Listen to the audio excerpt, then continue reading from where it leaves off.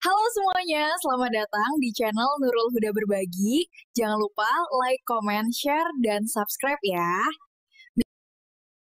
Di berbagai daerah di Indonesia, terutama di pedesaan, masih banyak masyarakat yang percaya bahwa menanam pohon pisang di depan rumah dapat membawa sial atau mengundang hal-hal mistis. Mitos ini berkembang secara turun-temurun dengan berbagai keyakinan, antara lain, pohon pisang dianggap tempat tinggal makhluk halus seperti jin, dedemit, atau kuntilanak. Jika pohon pisang tumbuh terlalu dekat dengan rumah, dipercaya bisa membuat penghuninya sakit-sakitan atau sering mendapat musibah. Dalam beberapa cerita rakyat, pohon pisang sering diasosiasikan dengan suasana angker atau lokasi rumah hantu.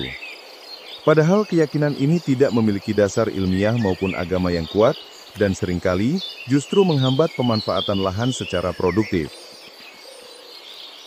Berikut ulasan ilmiah, fakta seputar pohon pisang. 1. Manfaat lingkungan.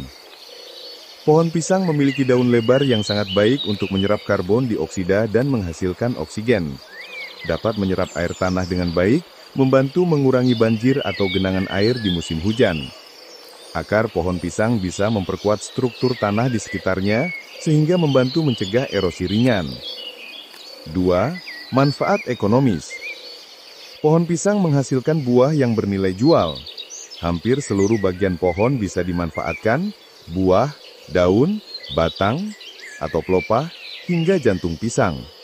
Cocok untuk ditanam di pekarangan sebagai sumber pangan rumah tangga. 3. Soal mistik. Pohon pisang bukanlah satu-satunya tumbuhan yang sering dikaitkan dengan hal-hal gaib. Biasanya, ini terkait dengan penggambaran dalam cerita rakyat atau film horor, bukan realitas. Faktanya, makhluk gaib tidak memiliki keterikatan khusus dengan jenis pohon tertentu secara biologis. Suasana di sekitar pohon pisang yang rindang dan sepi kadang disalahartikan sebagai angker, padahal bisa dijelaskan secara psikologis dan pencahayaan alami saja. Lalu bagaimana pandangan agama terkait hal ini? Maka hadirlah Islam untuk menjawabnya. 1. Islam melarang tahayul dan khurafat. Dalam Islam, percaya kepada hal-hal mistis tanpa dasar syariat atau ilmu yang jelas, termasuk khurafat dan tahayul yang dilarang dalam agama.